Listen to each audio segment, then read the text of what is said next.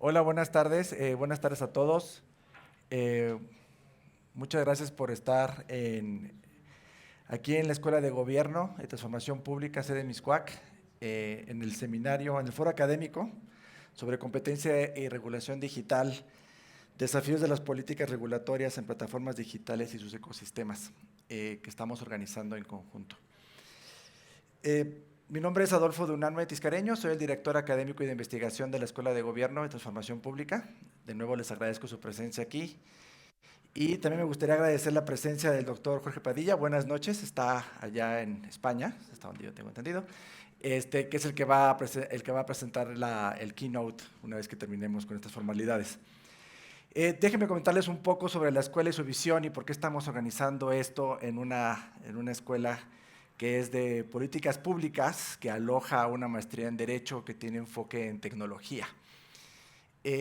Hace 3, 4 años, la Escuela de Gobierno y Transformación Pública, que dirige el decano Alejandro Poré,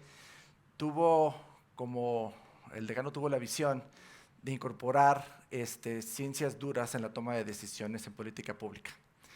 Esto implicaba movernos a toma de decisiones basadas en evidencia, en datos, en técnicas analíticas, en simulación, en un enfoque multidisciplinario que incluyera ingenieros, matemáticos, politólogos, economistas, científicos sociales, sociólogos y, por supuesto, abogados. La escuela genera, ¿no? y genera talento en 5 maestrías diferentes. En una de las cuales es maestría en Derecho, pero las otras 4 son maestría en Prospectiva Estratégica, maestría en Administración Pública y Política Pública, maestría en Economía Aplicada, maestría en Gobierno y Transformación. Y bueno, y todas ellas justamente comparten materias con todas las demás. Muchas de esas materias, casi el 50% de estas materias se hacen en grupos multidisciplinares y estamos enfrentando pues, tratar de resolver los problemas a los que nos llevamos como sociedad recientemente. El que aparezca la maestría en Derecho, ¿no? en este abanico de opciones es porque no se puede tomar casi ninguna decisión de política pública sin estar viendo pues el aspecto legal. Una de las cosas que me gusta mucho de los seminarios que tenemos en esta escuela, en la cual de nuevo son multidisciplinares, es que siempre los abogados luego no pueden contestar ciertas preguntas que le están haciendo los economistas o los politólogos, pero donde más patina la gente es cuando el abogado está preguntando si se tomó en cuenta la regulación para hacer la simulación o el cambio en política pública o la propuesta que se está haciendo para cambiar. No se puede avanzar en este país si no estamos trabajando juntos, no se puede avanzar si no estamos mezclando nuestros conocimientos, nuestras experiencias y si no podemos hablar entre nosotros, ¿no? Por eso la inclusión de la maestría en Derecho dentro de esta Escuela de Política Pública. Una última cosa que quisiera decir antes de presentar a la doctora Eileen Matus tiene que ver con el hecho de que esta maestría en particular tiene un enfoque en tecnología. La maestría cuenta con por así decirlo, un brazo armado, que es su laboratorio de implementación de Legal Tech, que es el que está hosteando este evento.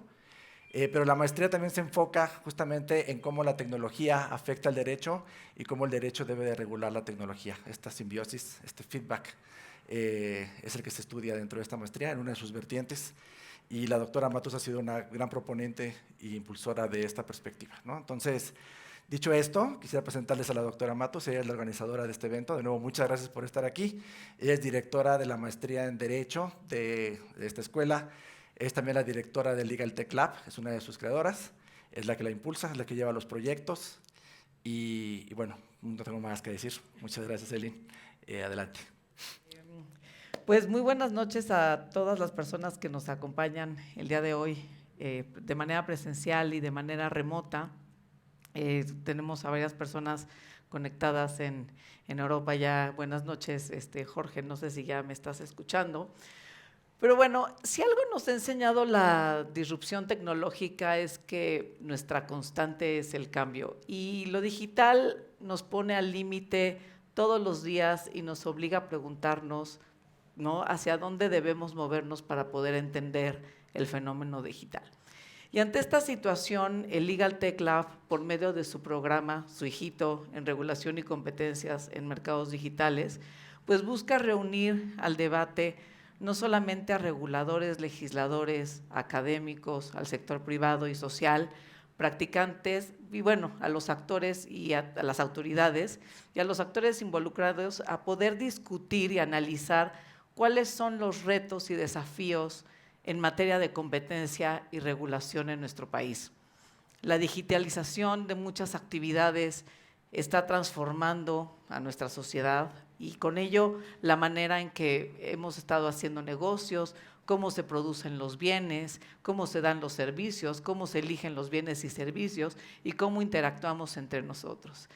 La realidad es que el desarrollo de las plataformas digitales pues implica el surgimiento de una serie de sistemas complejos donde se van uniendo o entrelazando varios grupos de consumidores y oferentes que van intercambiando simultáneamente bienes y servicios y vamos a llamarlos bienes, dinero, tiempo, datos, tráfico, publicidad, una serie de bienes y servicios. Y bueno, los alcances de estos modelos de negocio pues antes eran imposibles antes de la explosión digital.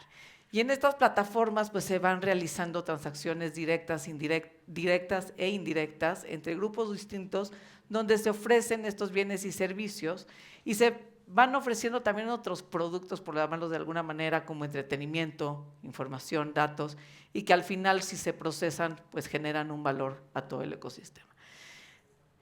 En este sentido, además de todas las complejidades que en sí mismo genera esta evolución a partir de la transformación digital y la manera en que se han ido sofisticando los modelos de negocio, en nuestro país hay una característica primordial y es el hecho de que tenemos dos autoridades de competencia, ¿no? Entonces, aún debemos reflexionar sobre algunos temas competenciales sobre este tema y por esa razón hemos diseñado este foro para poder discutir algunos de estos temas que son mucho más característicos de nuestro país.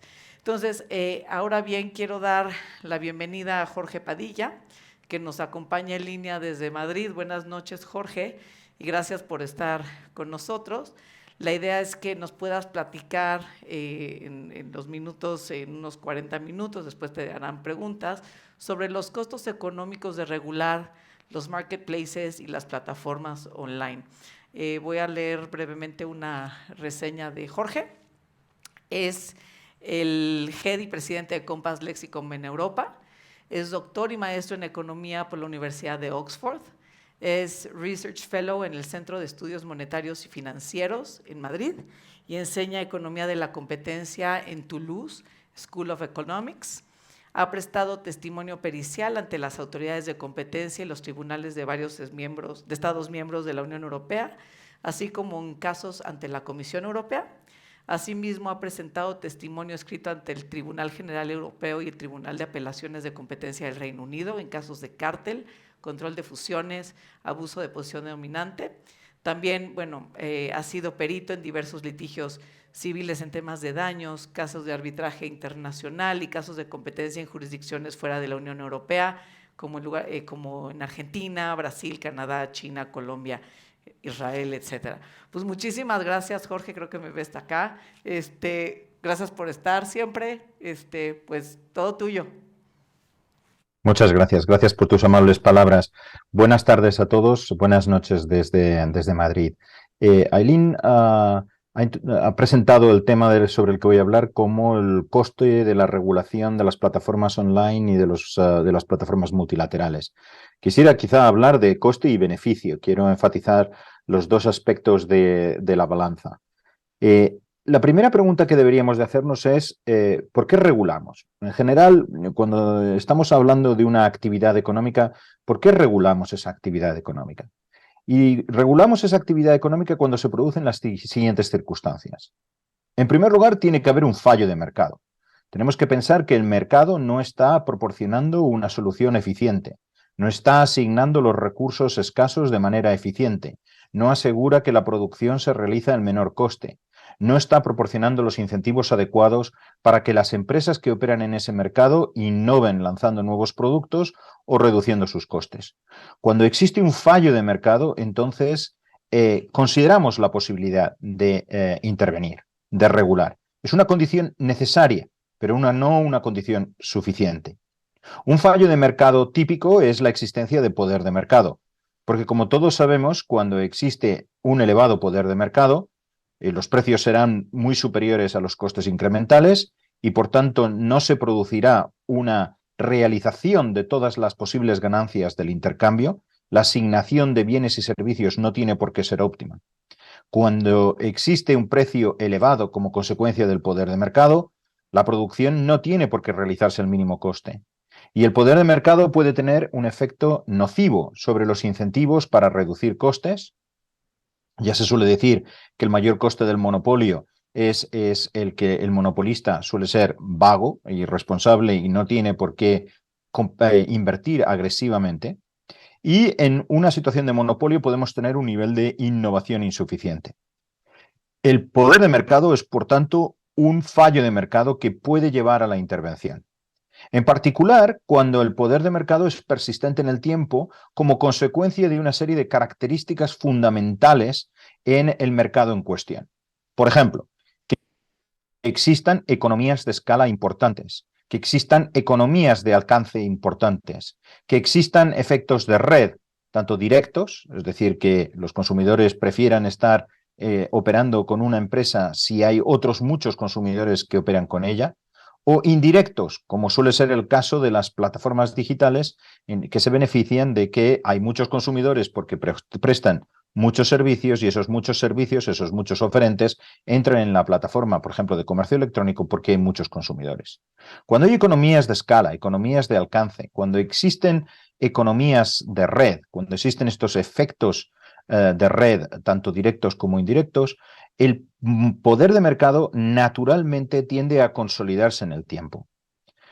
También nos debe de preocupar situaciones en las que, por las razones que he mencionado anteriormente o por cualquiera otras, existen costes de sustitución importantes, de tal manera de que los consumidores sean muy leales a la empresa con la que operan y no estén dispuestos a cambiar en respuesta a unos menores precios. Cuando todas estas circunstancias concurren, el fallo de mercado que provoca la existencia de poder de mercado es persistente en el tiempo y eso nos puede llevar a intervenir, a regular bien la conducta o a regular el mercado en aras a incrementar la contestabilidad del mismo. Pero que exista un fallo de mercado es, como he dicho anteriormente, condición necesaria, pero no condición suficiente para la intervención. Deberemos de intervenir solo cuando pensemos que mediante la intervención vamos a lograr unos resultados superiores que dejando al mercado actuar por sí mismo. Y todos sabemos que la intervención conlleva una serie de costes. Algunos de ellos son bastante obvios. Necesitamos montar un regulador, necesitamos dotarle de recursos, tanto físicos como humanos, incidiendo fundamentalmente en los humanos. Necesitamos desarrollar una legislación que sea apropiada, que le permita, que confiera a ese regulador los grados de libertad necesarios para poder intervenir. Pero también existen otros costes asociados que no son directos, que no son los costes de la creación de un órgano, de un ente regulador y de la legislación asociada. Costes que pueden tener que ver con el hecho de que el regulador puede errar. De la misma manera que el mercado falla, el gobierno puede fallar, el regulador puede fallar.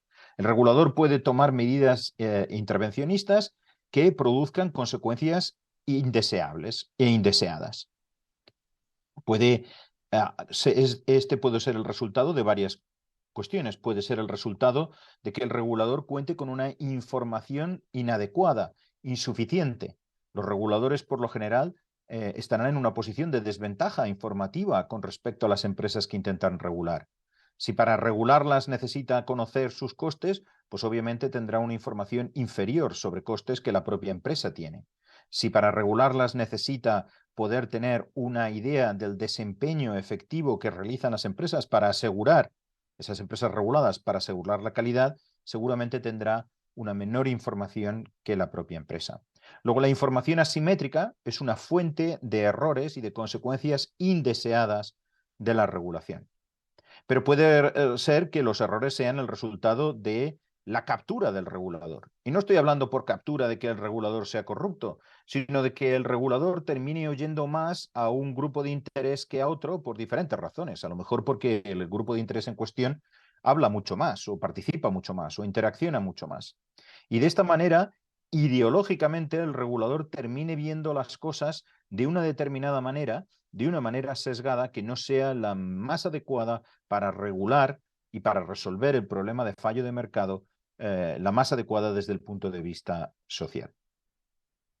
Por todas estas y algunas otras razones, no podemos pensar que toda intervención va a resultar óptima. Es más, puede producirse el caso, y en numerosos casos, tenemos numerosos ejemplos en la historia, en los que la regulación, la intervención, ha terminado por dar lugar a resultados que son peores para los consumidores y peores para la eficiencia económica que el propio fallo de mercado.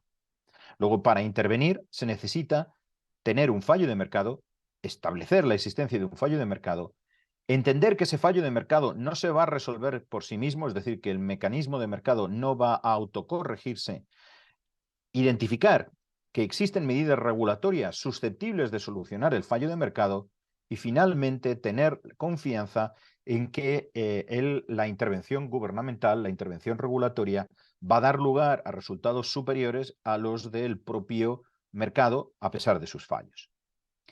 Pero es que además, cuando regulamos, tenemos que tener en cuenta que las consecuencias del fallo de mercado y las consecuencias de la intervención, en cierta manera, son probabilísticas. No tenemos certeza de qué es lo que va a suceder. No tenemos certeza de que hayamos identificado el fallo de mercado adecuadamente. No tenemos certeza de que las medidas regulatorias que propongamos vayan a funcionar adecuadamente.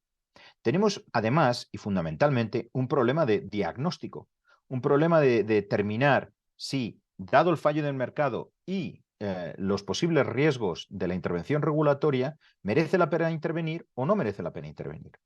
Como consecuencia de esto podemos cometer dos tipos de errores. Podemos intervenir cuando no deberíamos, y esto es lo que se conoce como un error de tipo 1, un falso positivo, o podíamos no intervenir cuando deberíamos de intervenir, porque tenemos las medidas para hacerlo efectivamente, lo que se conoce como un falso negativo o un error de tipo 2. Y ambos tipos de errores tienen costes. Si intervenimos cuando no debemos, estaremos paralizando la actividad económica, frenando al mercado cuando el mercado por sí mismo podría corregirse, o en todo caso va a producir resultados superiores a los que pueden resultar de la intervención. Cuando no intervenimos y debiéramos de intervenir, estamos sujetando a los consumidores y a las empresas de nuestro país a unos costes, a un mercado que funciona mal y que asigna los recursos inadecuadamente y que se caracteriza por precios altos, calidad baja y baja innovación, cuando a través de medidas regulatorias podríamos mejorar todos esos resultados. Y eso tiene coste en términos de excedente del consumidor. Eso tiene coste en términos del bienestar social. Ambos tipos de errores tienen costes desde el punto de vista del consumidor, desde el punto de vista social. Por tanto, lo que tenemos que pensar cuando decidimos si intervenir o no es cuál es la probabilidad de que cometamos uno u otro error y qué coste va a tener ese error. Es importante reseñar que no es posible reducir los dos costes al mismo tiempo, los dos tipos de errores al mismo tiempo.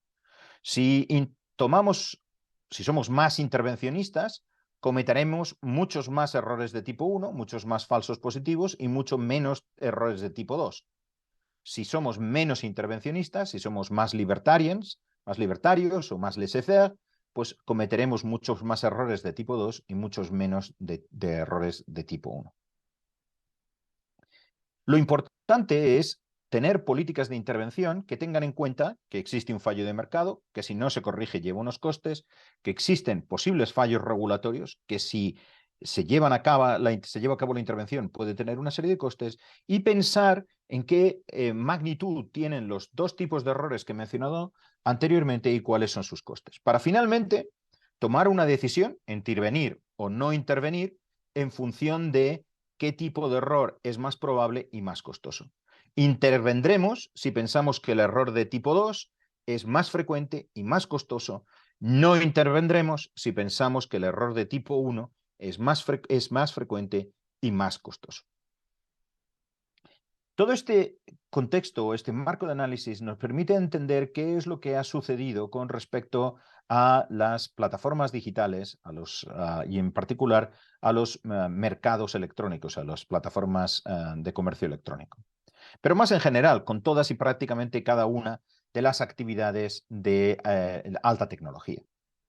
Si nos retrotraemos en el tiempo y nos vamos a principios de este siglo, en el año 2000, leeremos un número importante de artículos, algunos incluso autoreados o coautoreados por mí, que hablaban de el cambio que para la política de competencia y la regulación iba a traer la nueva economía. Es decir, el cambio que traerían todas estas actividades, la Internet, los mercados de software, hardware, los mercados de alta tecnología. Fundamentalmente, todos esos artículos decían, en estos sectores existen economías de escala, existen economías de alcance, existen economías de red y, por tanto, de manera natural va a tener usted poder de mercado. Estos mercados van a tender a concentrarse. Va a haber pocos operadores. ¿Quiere decir esto que debe usted intervenir? Y todos estos artículos venían a decir, no, pare, no es necesario intervenir, porque estos mercados se van a autocorregir. Y se van a autocorregir, ese poder de mercado nunca se va a poder ejercer en contra de los intereses de los consumidores, porque todas y cada una de las empresas que operan en estos mercados van a vivir siempre sujetas al pánico de la entrada de otras empresas con productos más innovadores que las desplacen del mercado. Se pensaba que estos mercados de alta tecnología, y en particular los mercados, las plataformas digitales, vivirían sujetas a los ciclos de creación destructiva a los que hacía referencia Schumpeter. Y que, por tanto, no era necesario intervenir. Porque aunque hubiera fallos de mercado derivados de las propias características de estos mercados, esos fallos se corregirían en el tiempo como consecuencia del proceso continuo de entrada que venía derivado de la innovación continua y drástica del lanzamiento de nuevos productos. Quizá inspirados en la caída de IBM, en el desmantelamiento de AT&T y el surgimiento de numerosas empresas de alta tecnología que competían unas con otras, existía la confianza o el pensamiento en que las autoridades regulatorias no tendrían por qué jugar ningún papel en estos mercados porque los mercados se resolverían a sí mismos. Y es más, se afirmaba que la intervención regulatoria sería en todo caso negativa y costosa. ¿Por qué? Porque cuando el regulador quisiera entender cuál era la naturaleza del problema en este tipo de mercados, dado su dinamismo, la rapidez del cambio, la intervención se produciría siempre demasiado tarde y, por tanto, en contra de la propia eficiencia económica y de los intereses de los consumidores. Así pues, a principios del siglo XXI, el consenso académico, el consenso en muchas autoridades de competencia, muchos gobiernos, muchos entes reguladores era laissez-faire con respecto a los sectores de alta tecnología, a estos sectores dinámicos, a estos sectores de nueva economía, a la Internet. Mantengámonos a distancia, no es necesario intervenir, estos mercados se corregirán por sí solos. La evidencia de los últimos 20 años nos demuestra que estábamos equivocados. Es verdad que en algunos de estos mercados se ha producido rotación y contestabilidad. Es verdad que, por ejemplo, si hablamos de las plataformas, las redes sociales, hemos visto cómo MySpace fue resustituida por Facebook, después entró Snapchat, Instagram y ahora tenemos TikTok. Pero aún así, Facebook, Instagram sigue siendo una gran empresa con una posición de mercado muy sustancial. Menos movimiento hemos visto en los sistemas operativos para ordenadores personales.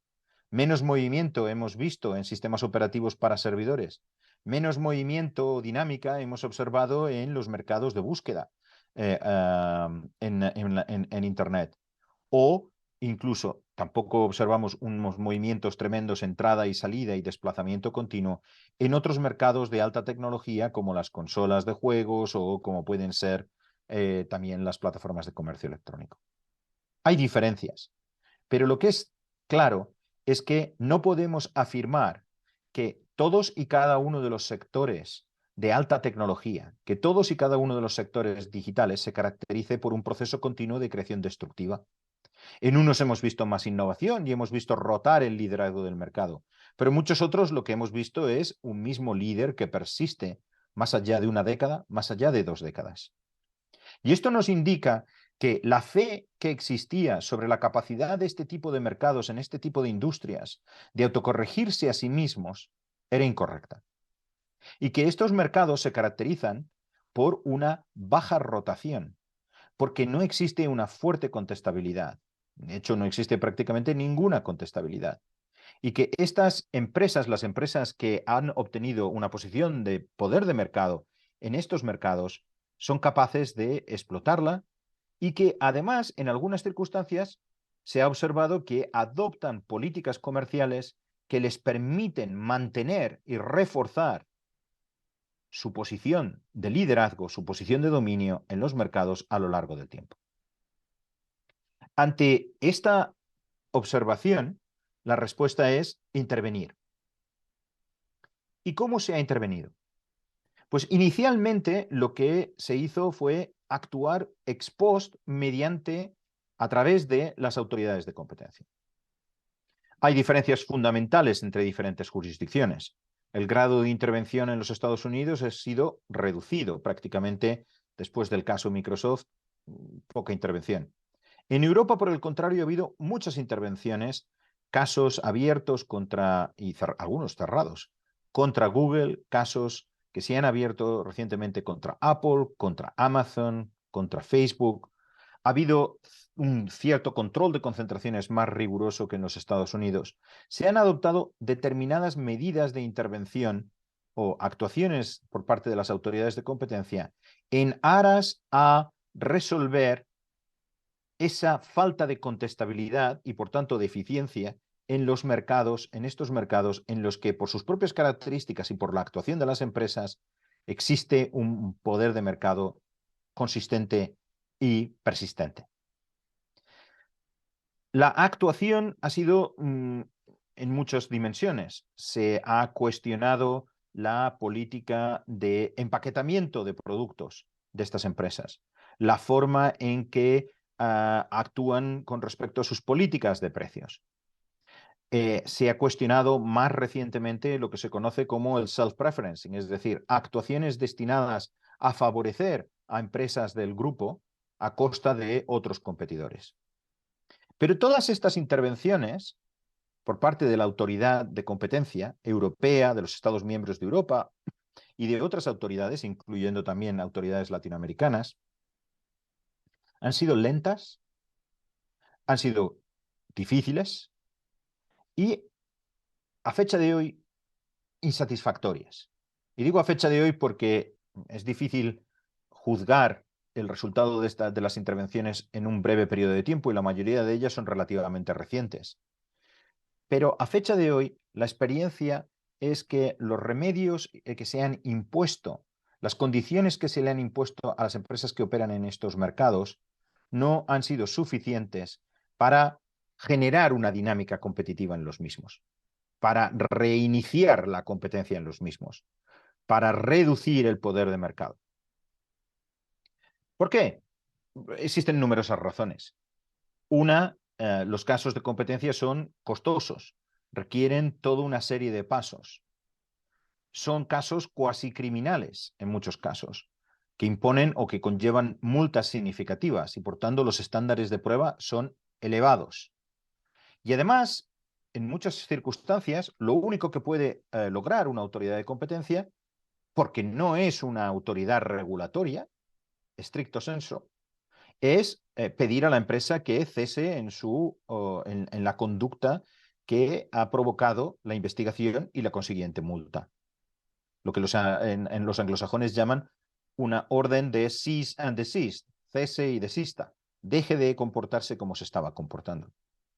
Pero ese tipo de remedios per se son incapaces, o se han demostrado incapaces, de resolver los problemas de competencia en estos sectores, en la Internet, en las plataformas digitales. Un remedio es realmente efectivo, una condición es realmente efectiva si consigue restaurar las condiciones de competencia. No basta con decir pare, sino vamos atrás. El problema es que en estos mercados es prácticamente imposible volver atrás, o es muy difícil volver atrás. Si una empresa, como sucedió por ejemplo en el caso Google Shopping, si se entiende que Google favoreció a su buscador vertical de búsqueda, y como consecuencia de esto, convirtió al buscador vertical de búsqueda del propio Google en un mejor buscador, el que ahora Google pare de favorecerle no cambia el estatus competitivo del buscador de Google relativo al de sus competidores. Si los competidores han conseguido sobrevivir, y muchos de ellos no consiguieron sobrevivir, lo habrán hecho en una manera marginal y serán ahora, a fecha de hoy, menos deseables para los consumidores que el buscador de Google. El parar la actividad de favorecimiento no condiciona o no cambia las posiciones competitivas en términos relativos de los diferentes buscadores verticales.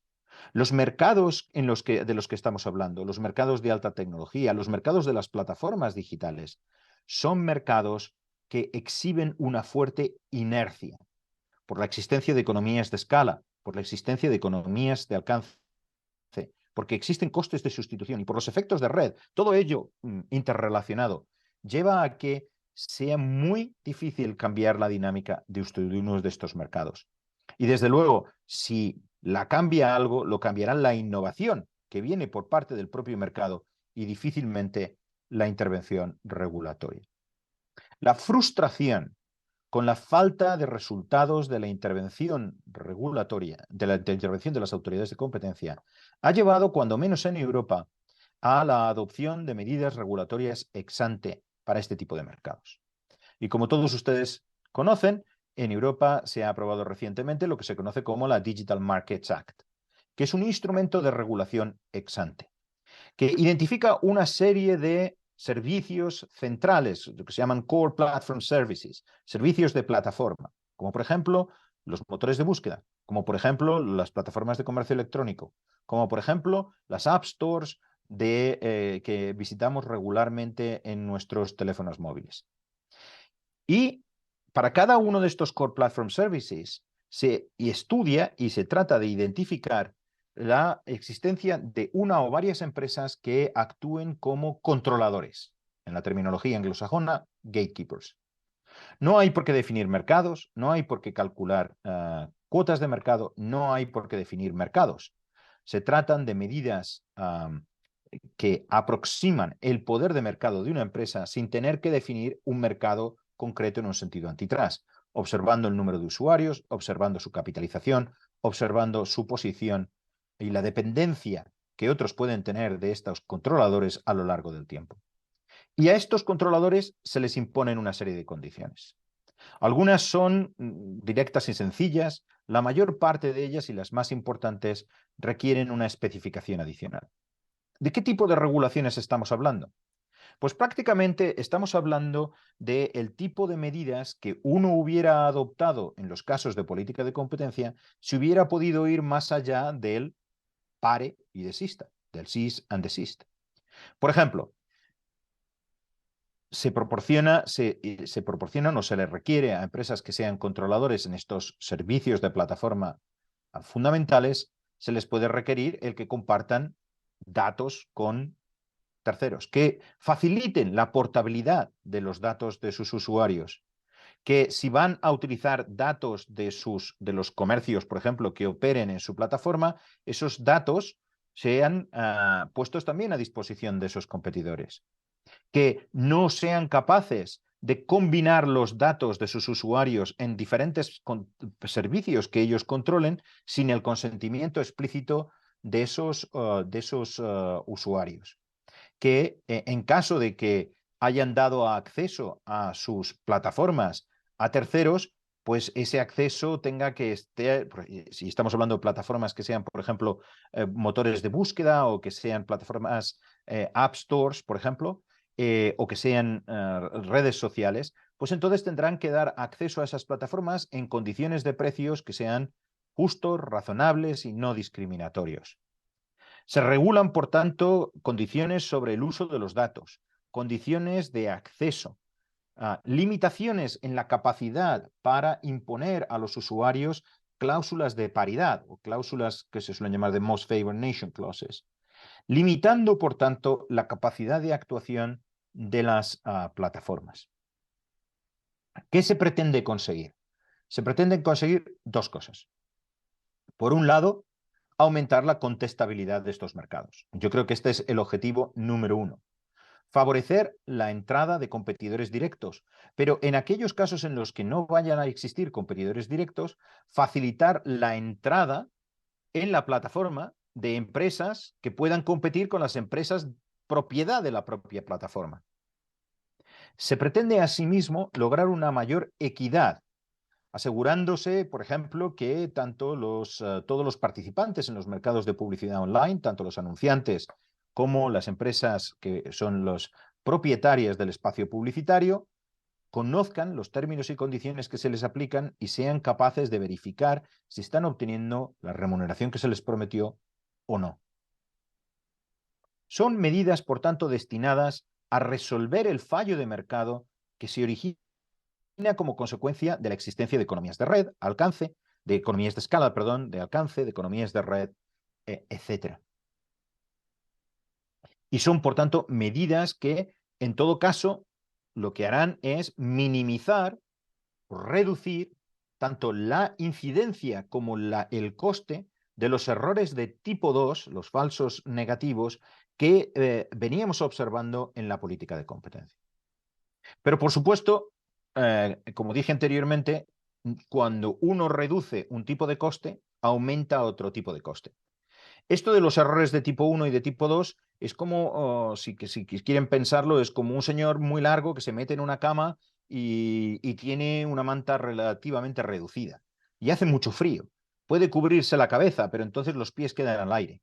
O puede cubrirse los pies, pero entonces la cabeza queda al aire.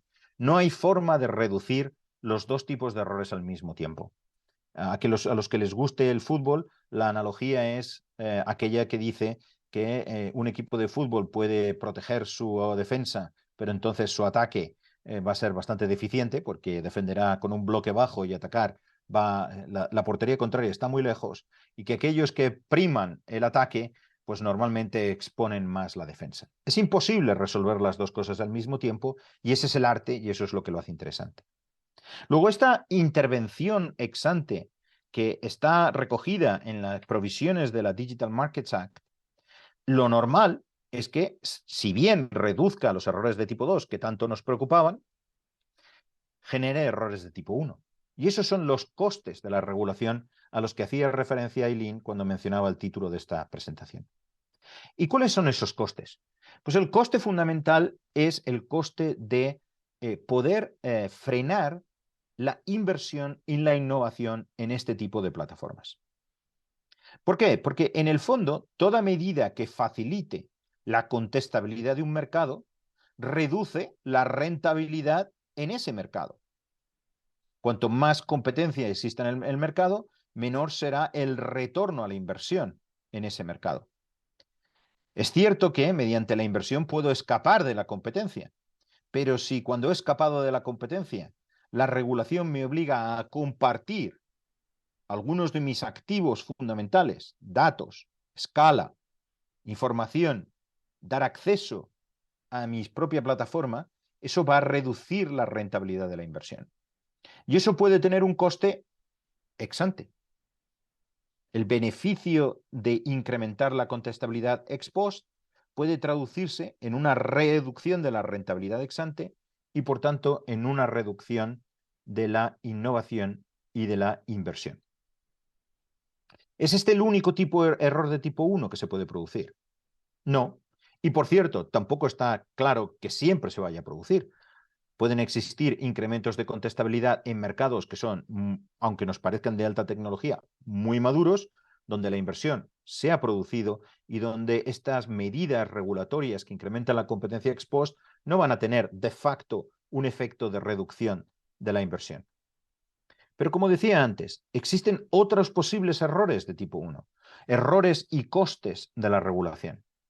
Bueno, puede ser que existan derivados de la falta de entendimiento que incluso hoy en día, tras muchos años de operación de este tipo de empresas, podemos tener sobre la naturaleza y efectos de su modelo de negocio. Y permítanme que ilustre con un ejemplo lo que estoy diciendo. Existen unas plataformas de comercio electrónico que conocemos como plataformas de comercio electrónicos híbridas. Amazon es un claro ejemplo. Son marketplaces, mercados electrónicos, en los que los consumidores pueden acceder a un número de minoristas. Uno de ellos es el propio Amazon, que nos vende productos de tercero y también de sus propias marcas blancas. Otros minoristas venden utilizando la plataforma Amazon, pero bajo su propio nombre. Pueden o pueden no utilizar la logística de Amazon. Es una plataforma híbrida porque en ese marketplace, en esa plataforma de comercio electrónico, se venden productos de la propia empresa, en productos del minorista de la propia empresa y de otros minoristas en competencia. Estas plataformas viven bajo la fuerte sospecha de que quizás no sean absolutamente equitativas con respecto a los minoristas terceros, que favorezcan a su propio negocio en vez de a los terceros. En otras palabras, que Amazon Marketplace, por poner un ejemplo, favorezca a Amazon Retail con respecto a los otros minoristas que venden en Amazon. Bien pudiera ser, pero la razón fundamental para la existencia de estas plataformas híbridas es perfectamente procompetitiva.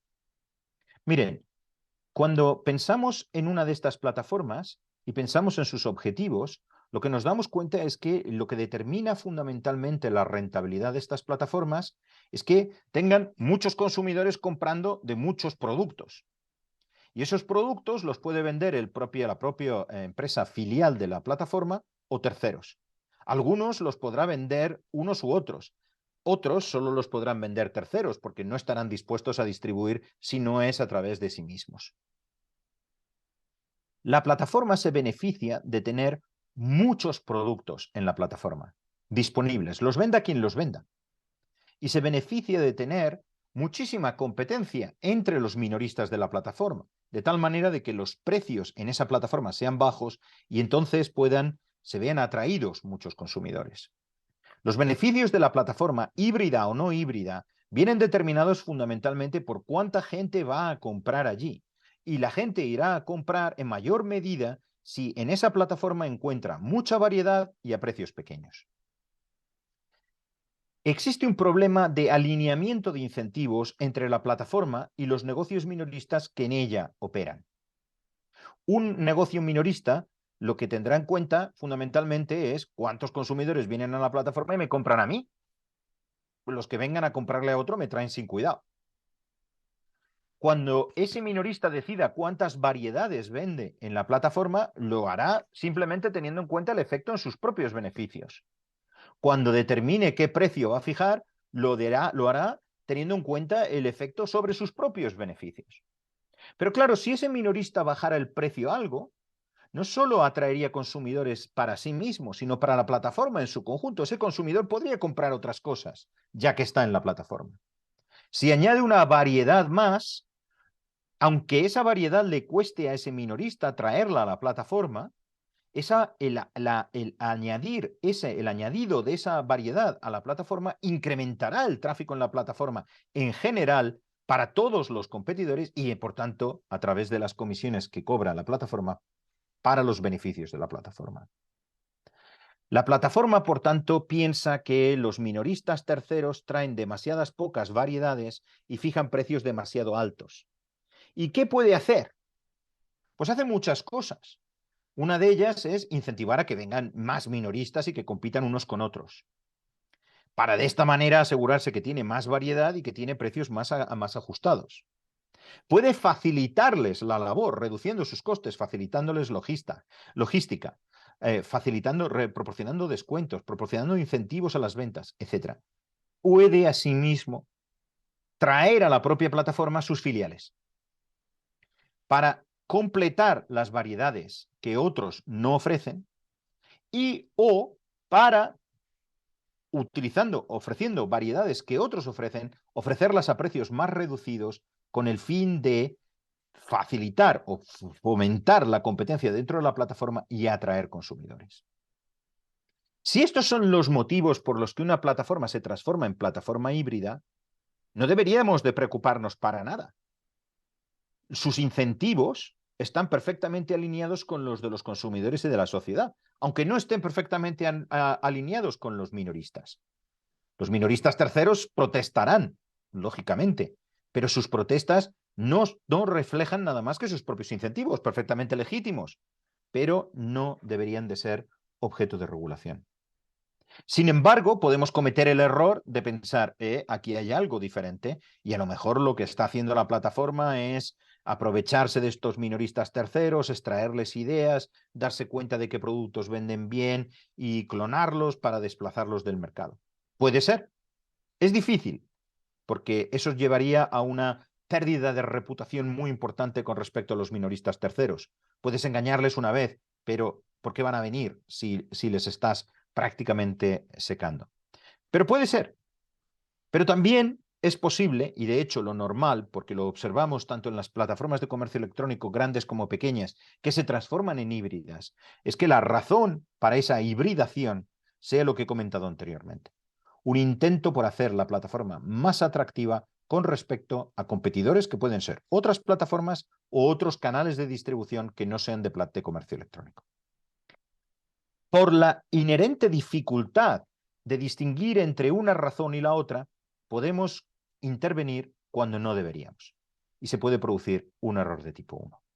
Estos son los costes de la regulación, que hay que ponerlos y contrapesarlos, balancearlos con los posibles beneficios por las razones que he dicho anteriormente. Complicado, pero la vida es complicada y por tanto, y eso es lo que convierte en interesante. Estaremos debatiendo sobre este tema durante muchos años. La Digital Markets Act empieza a funcionar ahora y va a llevar tiempo en implementarse. Europa está proporcionando al mundo, en cierta manera, un experimento natural único y habrá que verse qué resultado está. ¿Qué podemos hacer en el corto plazo si no queremos arriesgar tanto? Pues a lo mejor lo que podemos hacer es ir en la dirección que nos propone UNCTAD en Naciones Unidas, que ha desarrollado un código de conducta voluntario para las grandes plataformas que intenta reproducir muchos de los aspectos de la Digital Markets Act, pero sin imponer, intentando sugerir a las plataformas el que adopten determinadas medidas que faciliten la contestabilidad y aseguren la equidad de su comportamiento y que intenta que esto se produzca mediante un mecanismo reputacional. Oiga, si usted no se compromete en esta dirección, nosotros se lo haremos saber a consumidores y también a los comercios con los que usted hace relación y, bueno, aténgase a las consecuencias. Esos códigos de conducta pueden o no pueden ser la solución, está por ver, pero es útil pensar que mientras observamos qué es lo que sucede en Europa, cómo se pone en marcha esta regulación, extremadamente costosa, por cierto, y complicada, cómo empieza a producir resultados, mientras esperamos a que esto se produzca, démosles a las grandes plataformas online, a las plataformas de comercio electrónico también, la posibilidad de adoptar, si no en su totalidad, en parte, algunos de los compromisos o compromisos similares a los que se recogen en la Digital Markets Act, de tal manera de que ellos se autorregulen y nos ayuden a mejorar la eficiencia de esos mercados donde el poder de mercado es inherente y donde, por tanto, tenemos un fallo de mercado. Y la cuestión está en si merece la pena intervenir o no. El fallo de mercado está ahí. La cuestión es si la solución regulatoria es lo suficientemente buena y atractiva para ir adelante de manera compulsiva, de manera voluntaria o veremos. Bueno, pues muchísimas gracias por su atención y quedo atento a sus preguntas con el fin de aclarar cualquier posible duda o responder a cualquier comentario que tengan a bien realizar. Muchas gracias, Jorge. No sé si haya preguntas Aquí tenemos una pregunta enfrente, Carla, el comisionado Eduardo. Yo sigo teniendo así como mis dudas, pero ya ahorita tú ya mencionas que pues hay un experimento natural ya en camino. Entonces, la primera parte es, y estando tú ahí en Toulouse, si uno parte del modelo canónico de regulación, ¿no? Tienes un regulador benevolente, perfectamente informado y con todos los instrumentos para regular, y como diría por ahí el profesor Paul Josko y seguramente Tirol y otros que están por ahí, pues en esas circunstancias todos los mercados deberían ser regulados, porque no hay problema. De hecho, no hay error tipo 1 ni tipo 2, ¿no? Entonces, a mí me llama la atención en el tema de los mecanismos, perdón, de los instrumentos para generar los mecanismos regulatorios correctos.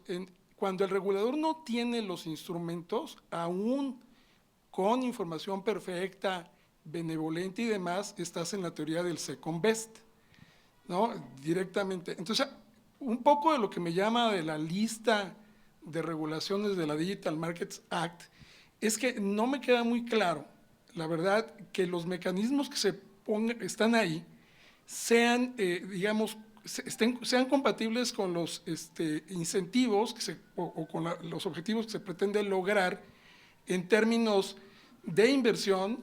Por ejemplo, cuando regulas a una empresa, dices no debes de crecer más de tanto, de tal tamaño que tienes ya te regulo, pues hay un incentivo para no crecer, ¿no? Ya lo habíamos platicado. O, por ejemplo, cuando no hay claridad en la regulación, en el sentido de que qué es, por ejemplo, no competencia como tal, sino, ¿cómo se le llama? Que dicen fairness, ¿no? ¿Qué es una competencia fairness, ¿no? Que no está en ninguna ley de competencia, etcétera. Ahí esa parte, no sé qué estén discutiendo ahí sobre el diseño de mecanismos compatibles con los incentivos y si el regulador tiene esos mecanismos a la mano para poder llevar a cabo su regulación. Entonces, si pudieras comentar al respecto. Sí, pues muchas gracias por tu comentario y pregunta. La verdad es que cuando digo que es un experimento natural, es prácticamente es un experimento natural, es decir, no sabemos muy bien qué es lo que nos vamos a encontrar. Hay determinados aspectos que sí que tenemos claros. Existen unos thresholds cuantitativos para determinar si eres un controlador o no un controlador. Y ahí puede ser que se produzca el efecto que mencionabas anteriormente, y es que, como hemos observado en otro tipo de regulaciones con thresholds similares, pues la gente gestione su tamaño e intente a toda costa no cruzar la línea. Existen determinadas intervenciones que son muy sencillas, porque son prácticamente no haga esto o haga aquello, y por tanto, como son prohibiciones taxativas, no es muy complicado. Existen otras regulaciones que son extremadamente complicadas y que no están definidas en absoluto. Si yo digo usted tiene que dar acceso a su plataforma de aplicaciones, a su App Store, en términos justos, razonables y no discriminatorios, ¿eso cómo se come? ¿Qué quiere decir eso? Y yo sé que tú has tenido mucha experiencia en el área de telecomunicaciones y de energía. Es decir, el tiempo y esfuerzo que hemos dedicado a determinar cuál era un precio de acceso en los teléfonos, en los mercados de telefonía móvil, pues va a ser similarmente complicado aquí. De hecho, más complicado. El otro día tuve la suerte de atender una presentación del profesor Tirol en el que hablaba de la fijación de precios de acceso en mercados bilaterales, y es bastante más complicado todavía, ¿no? Entonces, vamos a ver cómo funciona este experimento natural. Es cierto que, ¿qué es lo que se está intentando conseguir? Pues mira, en último término, lo que se está intentando conseguir es fragmentar este tipo de mercados. Es que haya, yo creo que la definición del éxito es que haya más competencia y más competidores.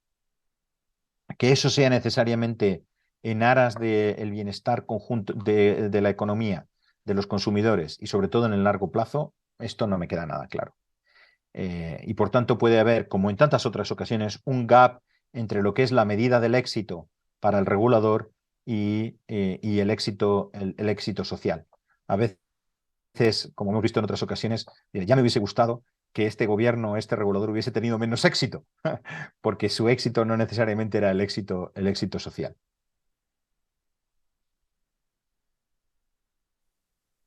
Muchas gracias, Jorge.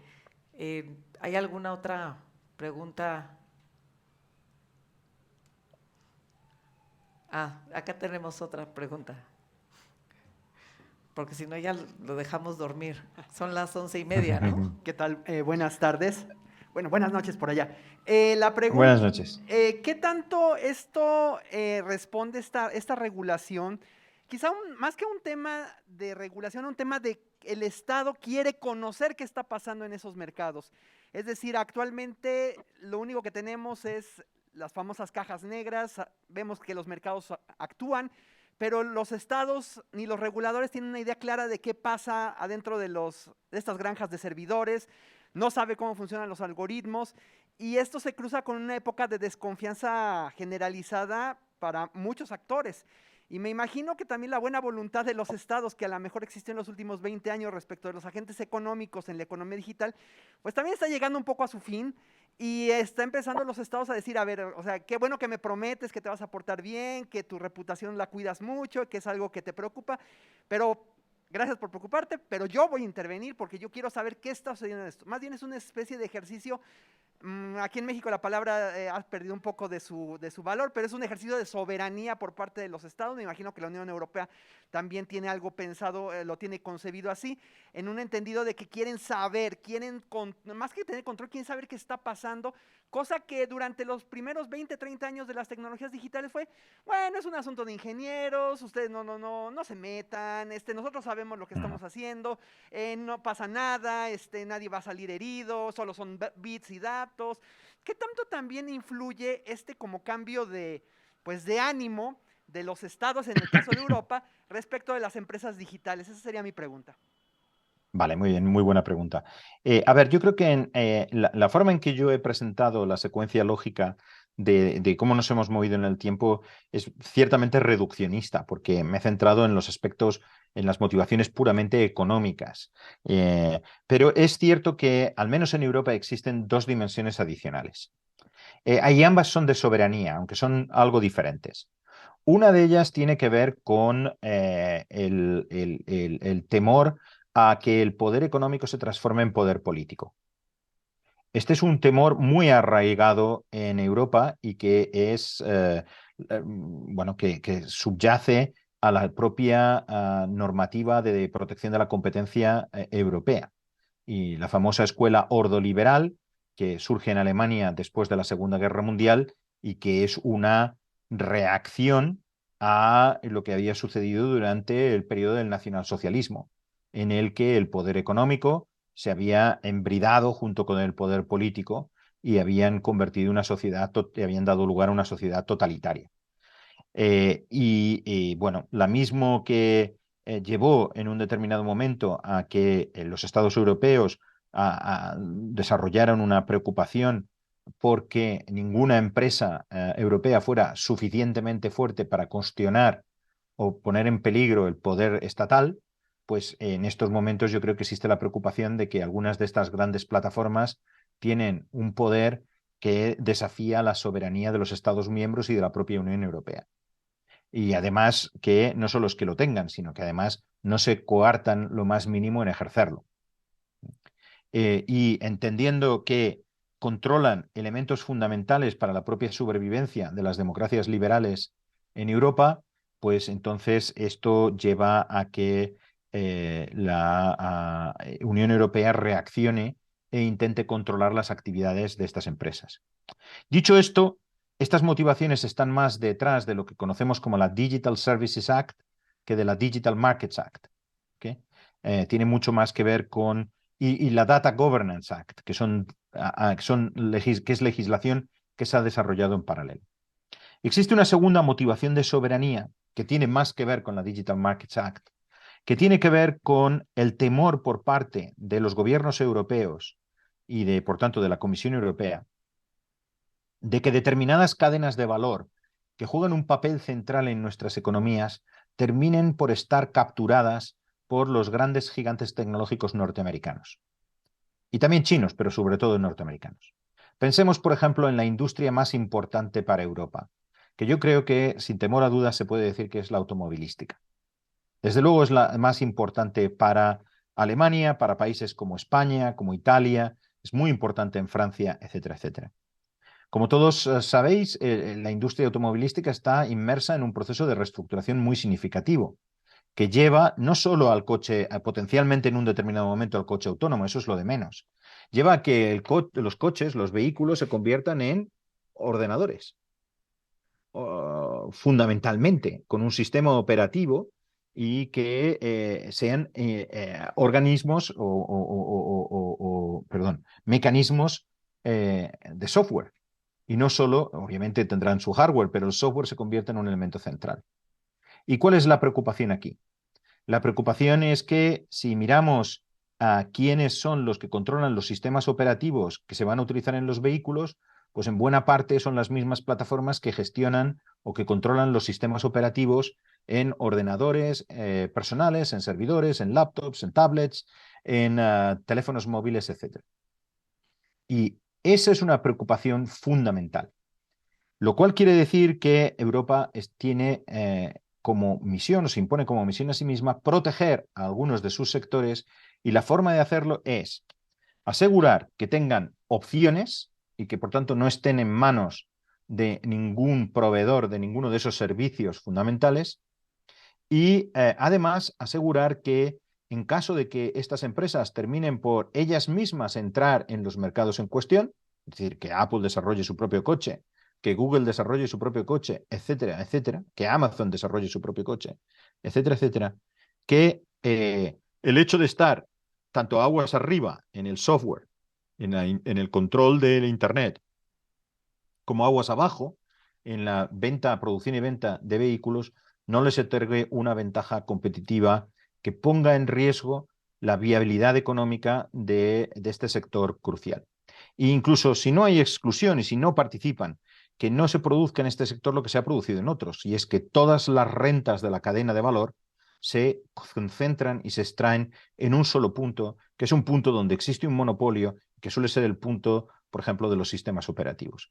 Que no se convierta BMW, que no se convierta Mercedes en el equivalente a Dell o Lenovo, con unos márgenes extremadamente reducidos. Y ese objetivo, que en el fondo es una de política mercantilista, está detrás, para ser sinceros, de la Digital Markets Act, y no solo los de eficiencia económica que mencioné en el transcurso de mi presentación. Pues Jorge, creo que ya es hora de, de dejarte ir a dormir, ¿no? Muy bien, muchísimas gracias. Son las Muchísimas 12:30 gracias aquí a y, ti. como se sabe, los españoles trasnochamos mucho, así es que no hay Ah, problema. bueno, entonces te puedo mandar por mensaje en la liga para que te conectes como participante y nos sigas acompañando. O Muchísimas. disfrute de la noche, o disfrute de otros aspectos de la noche Claro, de también. Madrid. También. Bueno, pues Muy bien. muchísimas gracias, Jorge. Gracias a todos. Hasta luego. Hasta pronto.